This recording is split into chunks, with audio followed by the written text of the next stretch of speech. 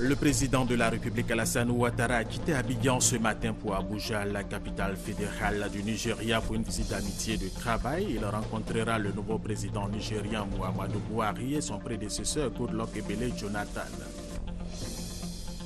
En Europe et aux États-Unis, pour participer à des rencontres de haut niveau, le Premier ministre Daniel Kablan-Duncan est rentré hier dimanche à Abidjan. Il a obtenu de ces rencontres le dénouement de plusieurs dossiers stratégiques pour la Côte d'Ivoire.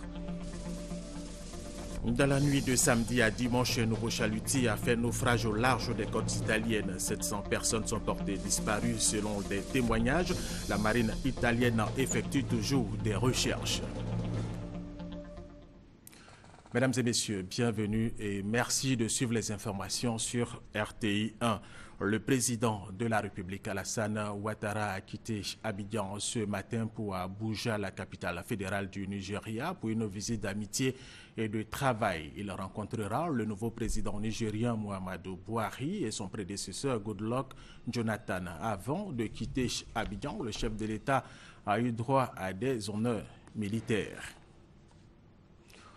En Europe et aux États-Unis d'Amérique, pour participer à des rencontres de haut niveau, le Premier ministre Daniel Kablan-Duncan est rentré hier dimanche à Abidjan. Il a obtenu de ces rencontres le dénouement de plusieurs dossiers stratégiques pour le pays. Il s'agit d'une nouvelle approche du financement du développement. La suite avec Léon Broukwame. Dimanche, aéroport militaire d'Abidjan. Le Premier ministre Daniel Kablan-Duncan est accueilli à sa descente d'avion par les ministres du Sport et de l'Environnement. En provenance des États-Unis, le chef du gouvernement rentre au pays avec une nouvelle approche de financement du développement, fruit de sa rencontre avec la Banque mondiale. Au niveau donc du MIGA, disons qu'ils nous ont informé que la Côte d'Ivoire est maintenant le pays qui a obtenu le plus de concours de MIGA dans le monde, avec 828 millions de dollars d'euros. Début 2015, ils ont déjà dépassé ces montants. Ils sont prêts même à venir pour d'autres projets qu'on leur a présentés là-bas. Au niveau de la SFI, c'est la même approche. Disons que les montants sont élevés et ils veulent continuer à financer un ensemble d'opérations dans différents secteurs, que ce soit le secteur de l'énergie, le secteur de la transformation industrielle des produits agricoles, comme l'anacarde, comme le cacao. Avec la MIGA et la SFI, structure spécialisée du Fonds monétaire international, le chef du gouvernement a aussi évoqué le développement du pays. Les financements classiques qu'on obtient ne peuvent pas suffire pour financer les infrastructures.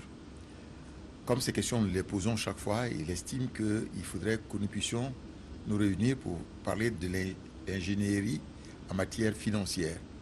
Et que peut-être que les fonds de la Banque mondiale pourraient servir de levier à la mobilisation d'autres concours.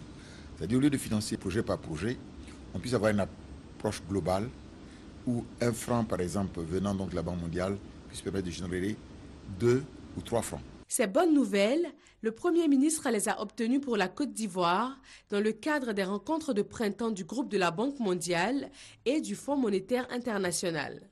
Rencontres qui se sont également soldées par un plan Marshall d'un coût d'environ 4 000 milliards de francs CFA des institutions de Bretton Woods pour appuyer la lutte contre Ebola en Afrique de l'Ouest.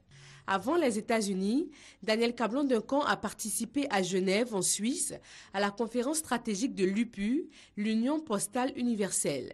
Là-bas, le chef du gouvernement a présenté la candidature de la Côte d'Ivoire au prochain congrès de l'UPU prévu pour 2020. Un reportage de Léon Broukwame et Fatou Fofana. La Société financière internationale va apporter un concours de 25 milliards de francs CFA à la Côte d'Ivoire en garantie pour le financement du projet de renouvellement du parc automobile. Et c'est l'une des retombées de la rencontre à Washington entre la SFI et la délégation ivoirienne en marge des assemblées du printemps du Fonds monétaire international et de la Banque mondiale. Sylvie Touré.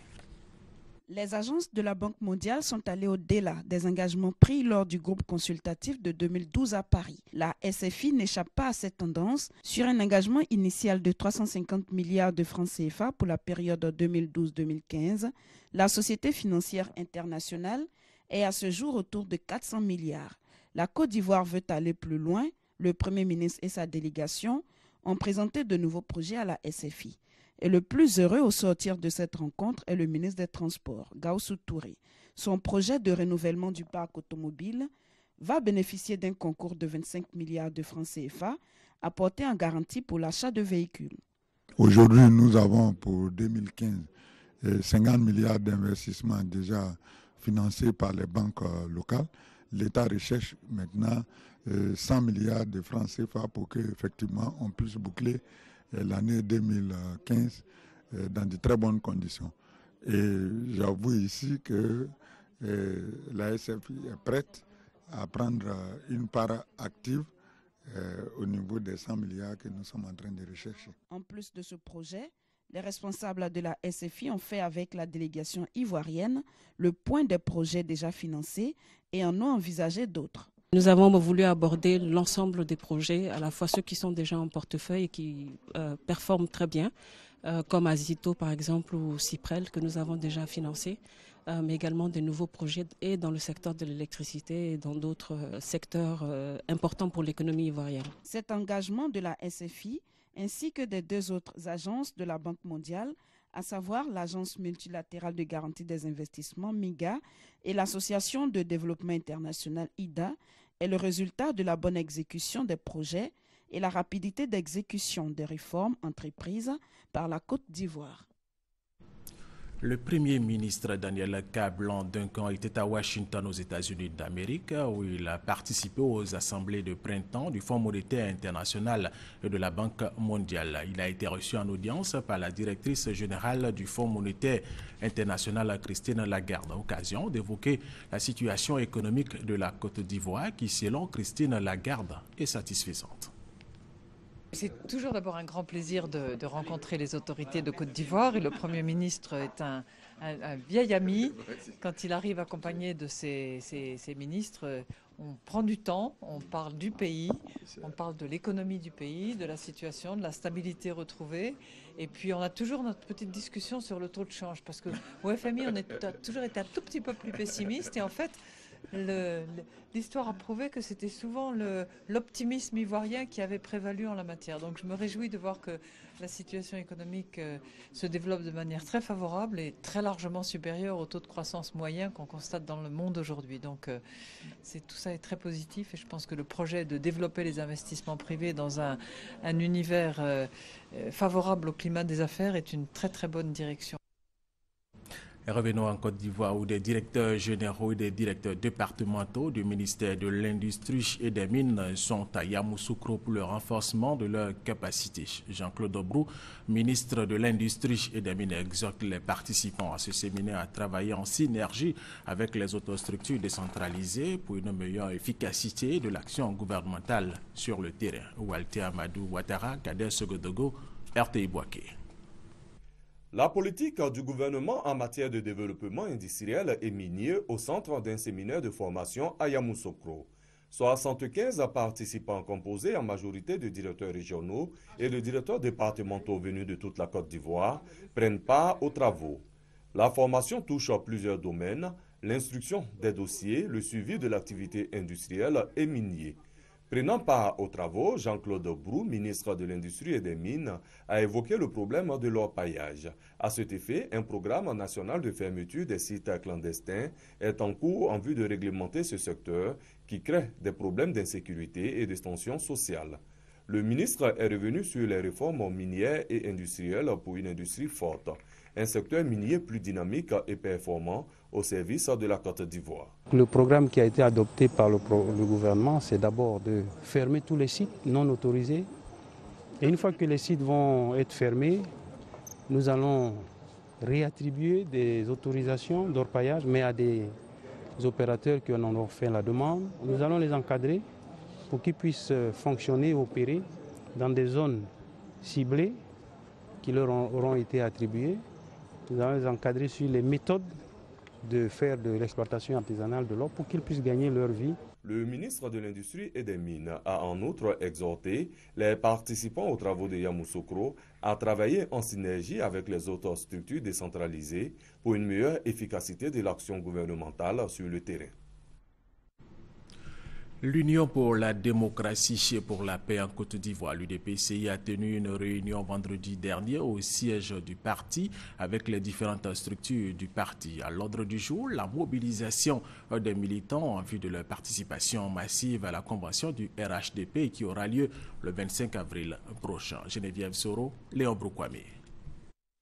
Les préparatifs pour la convention du RHDP qui se tiendra le 25 avril prochain au stade Félix Houphouët-Boigny d'Abidjan vont bon train, du moins à l'UDPCI, l'Union pour la démocratie et pour la paix en Côte d'Ivoire. La preuve, cette rencontre entre le secrétariat général et les secrétaires régionaux du parti Arc-en-Ciel. Une réunion pour opérer les derniers réglages en vue d'une forte mobilisation des militants à la convention d'investiture. L'UDPCI est le premier parti qui a appelé à voter le président Alassane Ouattara. Le moment est venu de prouver cela aussi bien à la base qu'au niveau des instances du RHDP. Il était important de mettre nos militants en rang de bataille et leur dire de prendre une part active à l'élection du président Alassane Ouattara qui décolle à partir du 25 avril avec son investiture. C'est une grande messe, c'est une grande fête. L'opération inondation du plateau, il faudrait que les militants de l'UDPCI tiennent leur place et en grand nombre. En décembre 2013, à Yamoussoukro, la convention de l'UDPCI avait désigné Alassane Ouattara pour candidat de ce parti à l'élection présidentielle de 2015. À travers cette mobilisation du 25 avril prochain, l'UDPCI, selon son secrétaire général adjoint, entend une fois de plus démontrer son adhésion à la candidature unique d'Alassane Ouattara pour le compte du RHDP. La Fédération des organisations républicaines pour la cohésion et l'émergence, Force 2015, qui œuvre pour la victoire du président de la République Alassane Ouattara à la prochaine élection présidentielle, était samedi dernier avec les ferrailleurs de la casse de la Makassi à Adjamé. Objectif de cette rencontre, les inviter à soutenir la politique du chef de l'État, Abou Sanogo. Forte mobilisation des ferrailleurs d'Adjamé Makassi. La Force 2015 sonne la mobilisation autour de la candidature du président Alassane Ouattara. Pour réussir cette mission, ce sont donc 25 hommes et femmes qui désormais feront la sensibilisation auprès des ferrailleurs d'Adjamé Makassi en vue de la réélection du président Alassane Ouattara en octobre prochain dès le premier tour. Une initiative qui s'inscrit dans le cadre de la politique de proximité entreprise par la Force 2015 et son président Charles Niaouri. La Force 2015 est un mouvement de terrain. C'est vrai, nous sommes militants du RDM, mais ce n'est pas ça le plus important. Le plus important, c'est d'avoir beaucoup d'électeurs pour le docteur Alassane Ouattara. Une politique de proximité appréciée par les ferrailleurs d'Adjamé Makassi qui ont promis œuvrer à la réélection du président Alassane Ouattara. C'est pour la première fois en Côte d'Ivoire, un président de la République assiste notre corporation aussi bien financièrement et matériellement. La Ferraille, dans sa grande majorité, votera pour le président de la République pour les prochaines élections présidentielles. Mamadou Karamoko, au nom du parrain de la cérémonie, le conseiller du président de la République Mamadou Touré et le patron de la rencontre, le secrétaire général adjoint du Rassemblement des Républicains, Sidiki Konaté, ont salué et remercié les ferrailleurs de Côte d'Ivoire pour leur engagement. Ils les ont donc exhortés à toujours faire confiance au président Alassane Ouattara. Pour notre émergence, le pays a besoin de tous ses enfants. Mais il y a particulièrement besoin des opérateurs économiques que vous êtes, pour les ferrailleurs. Après les ferrailleurs d'Adjamé Makassi, la Force 2015 se rendra dans les jours à venir dans les autres communes du district d'Abidjan. Du matériel agricole composé essentiellement de motopompes, de trans agricoles, de brouettes de bottes, de décortiqueuses et de machines à broyer d'une valeur de plus de 5 millions de francs CFA a été remis aux femmes de Bonon par la fondation Petrosi. Ces femmes sont réunies en organisation dénommée Association des groupements des femmes émergentes de Bonon. Elles sont engagées dans la culture maraîchère. Kwasi Mamadou. Commune de Bonon, dans le département de Bois-Flé. Ici, les cultures maraîchères constituent l'activité principale des femmes. Mais une seule difficulté, le manque de matériel pour accroître leur production. À cette situation vient remédier la Fondation Petrosi par ce don de sa directrice exécutive, Virginie Ayatouré, à l'association des groupements des femmes émergentes de Bonon. Un don d'une valeur de 5 millions de francs CFA composé d'équipements divers, notamment de broyeuses de manioc de piment, de motopompes, des brouettes, des décortiqueuses de maïs et des semences agricoles. Cette action s'inscrit selon la directrice exécutive de la Fondation Petrosi dans la politique de développement du chef de l'État, Alassane Ouattara, qui consiste à partager les bénéfices du pétrole pour lutter contre la pauvreté. La création de l'association des groupements des femmes de Bonon pour l'émergence de Bonon rentre dans la droite ligne de la volonté du chef de l'État, le président de la République, Alassane Ouattara, de faire de la Côte d'Ivoire un pays émergent à l'horizon 2020 et dans laquelle l'autonomisation de la femme a une place de choix. Virginie Aya Touré exhortait ses filles à rester soudées et à cultiver la paix et l'amour. Pensez à l'émergence de Bonon. Pensez au bien-être de votre famille. C'est ça qui doit primer. Pour atteindre cet objectif, vous devez être d'accord avec tout le monde. En recevant ce matériel, les 1500 membres de l'association des groupements des femmes émergentes de Bonon ont dit leur reconnaissance à la Fondation Petrosi et au président de la République et de dire que ce doit être un stimulant au travail. L'action de la Fondation Petrosi est saluée par le maire et les cadres de Bonon. Tous s'engagent à accompagner et encadrer les femmes pour leur indépendance économique et pour l'amélioration de leurs conditions de vie. Awan Doli Théophile, fils de la localité du Moronou, a procédé au lancement officiel d'un projet d'hydraulique à Bongouanou. 21 villages de la région seront pris en compte par ce projet. Il permettra à ces populations d'améliorer leurs conditions de vie, nous dit Honorine Kakoubla à Nigori. Le manque d'eau était devenu un problème pour les autorités de la région du Moronou, à l'est de la Côte d'Ivoire. Grâce à un projet de plus de 200 millions de francs CFA obtenu par Awan Doli Théophile, fils de la région auprès du président de la République, Alassane Ouattara, cette situation déplorable sera bientôt un triste souvenir dans 21 villages de la région. La provision en eau potable, en quantité et en qualité de nos populations constitue un défi important. Ce qui justifie les programmes qui sont mis en œuvre par le gouvernement sous l'égide du président de la République pour satisfaire les attentes des populations. Le manque d'eau est une réalité dans la région du Moronou. Awan Doli Théophile a rassuré l'ensemble des populations que le plan national d'adduction d'eau 2016-2020, arrêté par le gouvernement, va permettre de résoudre progressivement le problème dans la région. L'autorité pour le désarmement, la démobilisation et la réintégration veut enrôler tous les ex-combattants avant le 30 juin prochain qui marque la fin de l'opération. Elle vient de lancer à San Pedro une campagne de sensibilisation de proximité des ex-combattants. Thérèse Tapeyoboué. Le Massa reprend ses droits en Côte d'Ivoire. La 9e édition du marché des arts et du spectacle africain se tiendra du 5 au 12 mars 2016 à Abidjan. 100 troupes artistiques vont participer à cet événement culturel. Des professionnels des arts et du spectacle étaient présents au lancement de la 9e édition qui a pour thème « Réinventer les arts de la scène ». Le Massa a toujours été pour moi quelque chose qui me fait chaud au cœur. Je suis en train de me préparer avec des amis pour reprendre certaines émissions qui, à l'époque, ont fait vibrer les Ivoiriens. Ça va faire bing-bing. Le Massa, au démarrage, je savais, c'était une machine qui tournait bien. Et puis, bon, tout à coup, patatras, la crise est venue tout chambouler. Aujourd'hui, nous allons nous mettre quand même au travail tous, autant que nous sommes, pour redonner au Massa sa vitesse de croisière. En tant qu'artiste comédien, le Massa représente vraiment un grand événement pour moi et pour la Côte d'Ivoire aussi, parce que c'est le rassemblement de toute corporation artistique. Le conte, la danse, le théâtre font partie des 5 disciplines retenues. Le directeur général du Massa et le ministre de la Culture et de la Francophonie rassurent sur la qualité artistique et les innovations lors de ce rendez-vous culturel.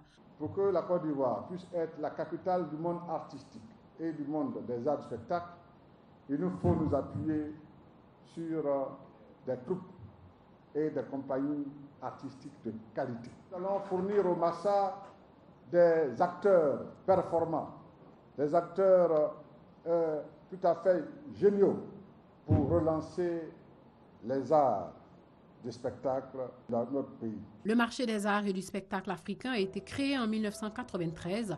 Il a lieu tous les 2 ans à Abidjan. Il s'est agi plutôt du marché des arts et du spectacle africain Massa 2016 qui va se tenir du 5 au 12 mars 2016. Le lancement de l'événement culturel s'est déroulé le 17 avril dernier au Palm Club de Cocody et c'était un reportage d'Amish Koulibaly. Développement personnel, réussite scolaire et leadership féminin, le thème d'une causerie débat initiée par les enseignants de Bondoukou il y a de cela quelques jours. Pour animer la conférence, ils ont fait appel à Charles Pémon, auteur-éditeur. Il a profité de la tribune pour inviter les populations de Bondoukou à œuvrer pour la scolarisation de la jeune fille. Konaté Moussa. Bondoukou, situé à l'est de la Côte d'Ivoire, est l'une des localités où les jeunes filles sont moins inscrites à l'école. Le choix de ce lieu pour un débat sur la scolarisation de la jeune fille est fait à dessein. Charles Pémon, auteur et éditeur du roman La Ligne d'Or, mène le combat à travers une causerie débat initiée par les enseignants de la dite localité. Développement personnel, réussite scolaire et leadership féminin, c'est le thème qu'a décortiqué Charles Pémon devant des autorités locales, des enseignants et des parents d'élèves. L'auteur s'est appuyé sur l'histoire de sa récente publication pour encourager de plus en plus la scolarisation de la jeune fille et a plaidé surtout pour l'égalité des chances. On le sait, nul ne peut atteindre l'âge adulte sans passer par les crises d'adolescence. Charles Pémon propose le dialogue parent-enfant pour régler le problème. Après avoir répondu aux questions posées par le public, Charles Pémon a procédé à la dédicace de son ouvrage La Ligne d'Or. Un mot de religion dans cette édition 1990-2015, la paroisse Sainte-Bernadette de Makori a 25 ans. Pour marquer l'événement, une messe d'action de grâce présidée par Monseigneur Boniface Ziri, évêque du diocèse d'Abangoro, a été dite hier dimanche. Les chrétiens catholiques de la paroisse Sainte-Bernadette de Makori-Est rendent grâce à Dieu pour les 25 ans d'existence de leur paroisse. Cérémonie marquée par la présence de Monseigneur Marie-Daniel Dadier, archevêque métropolitain de Korogo, de Monseigneur Boniface Ziri, évêque du diocèse d'Abengourou, du vicaire général du diocèse d'Abidjan, de l'ensemble des prêtres et religieuses. Au cours de son homélie, Monseigneur Boniface Ziri, célébrant principal, a invité les paroissiens à être des acteurs de paix. Ce jubilé nous donne l'occasion de reconnaître l'œuvre des pionniers et des fondateurs de cette paroisse. Nous sommes invités à travailler au renouvellement de notre société par une conversion en profondeur.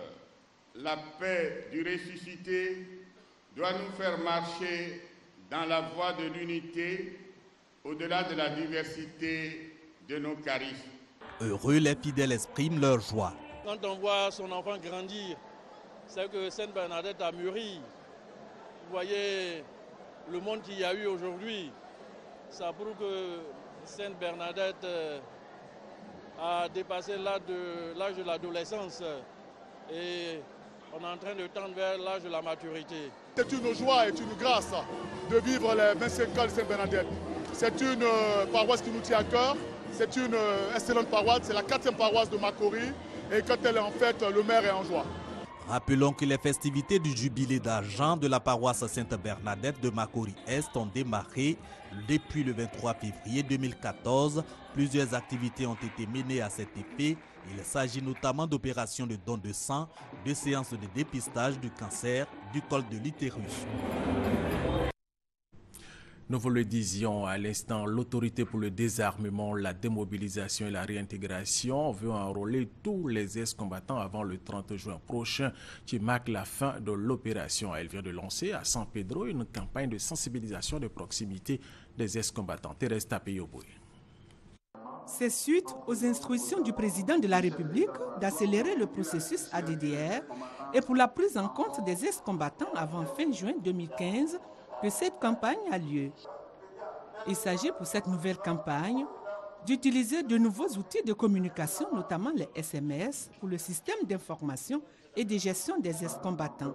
Selon le préfet du département de Divo, représentant celui de San Pedro, cette campagne aura également pour but de susciter l'adhésion de tous les ex-combattants en attente de réintégration, de renforcer les capacités des agents de l'ADDR et leurs partenaires locaux et d'impliquer davantage les ONG et les associations partenaires dans la mise en œuvre du processus, ainsi que de leur assigner une feuille de route.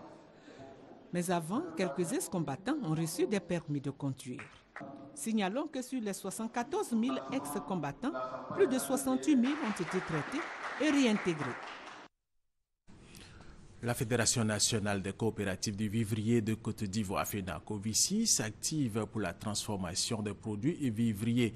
Bientôt, elle va initier dans 11 localités du pays un ensemble de 13 projets de plateformes et d'usines de traitement et de transformation des produits vivriers. Et ce grand projet a l'avantage d'être préfinancé par un partenaire chinois dont le vice-président était récemment à Abidjan. À son combat quotidien pour la sécurité alimentaire, la Fédération nationale des coopératives du vivrier de Côte d'Ivoire décide d'apporter une touche d'innovation. Elle va initier 13 projets de plateformes et d'usines de traitement et de transformation des produits vivriers. Pour cette première phase, 11 sites ont été retenus. Il s'agit entre autres de Ferkessédougou, Logoualé, Diokwe, Touba, Katiola et Zienoula. À Yamoussoukro, il sera implanté une usine de traitement de riz et une plateforme. À Dabo, ce sera une usine de transformation de manioc, quand le site d'Abidjan-Atengué accueillera un grand marché pour les produits frais à l'image du marché de Rungis de Paris en France. Ce projet initié par la FENACOVICI est une première en Afrique de l'Ouest. Il sera préfinancé par l'entreprise chinoise Engineer. Chao Gang, son vice-président senior, était récemment à Abidjan pour finaliser les accords de partenariat.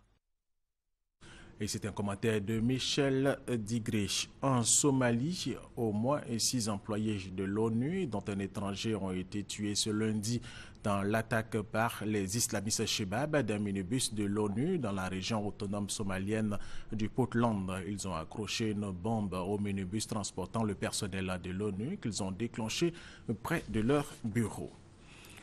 Dans la nuit de samedi à dimanche, un nouveau chalutier a fait naufrage au large des côtes italiennes à environ 130 km des côtes libyennes.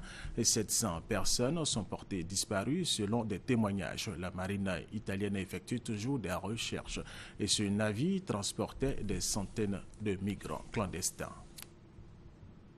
Naufrage en Méditerranée dans la nuit de samedi à dimanche d'un chalutier transportant des migrants. Celui-là est la pire catastrophe de l'immigration qu'ait connue la Méditerranée. Des survivants cités par le Haut Commissariat aux réfugiés, HCR, révèlent que plus de 700 personnes se trouvaient à bord du navire. Les gardes-côtes italiens qui coordonnent les secours annoncent 28 rescapés, mais le bilan pourrait encore s'alourdir.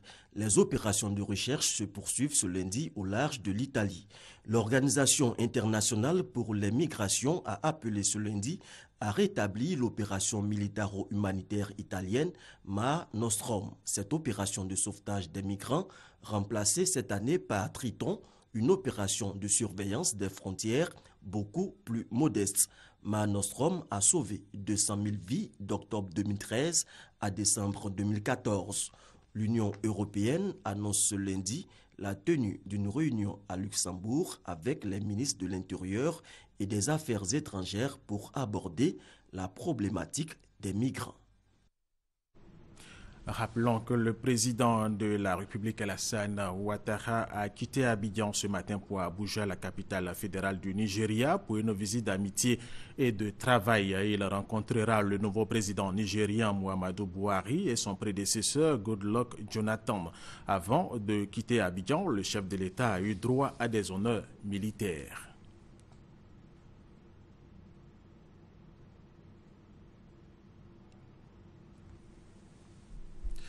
Du sport, pour terminer, la SEC d'Abidjan en Coupe de la CAF s'est imposée à Bamako face aux 11 créateurs en but à 0. Match comptant pour les 8e de finale aller. L'unique but de la rencontre a été marqué à la 90e minute de jeu par Balois, entré en seconde période en lieu et place de Brefo Mensa. Le match retour est prévu dans 2 semaines ici à Abidjan. Et c'est la fin de cette édition. Merci de l'avoir suivi. Restez avec nous sur RTI 1.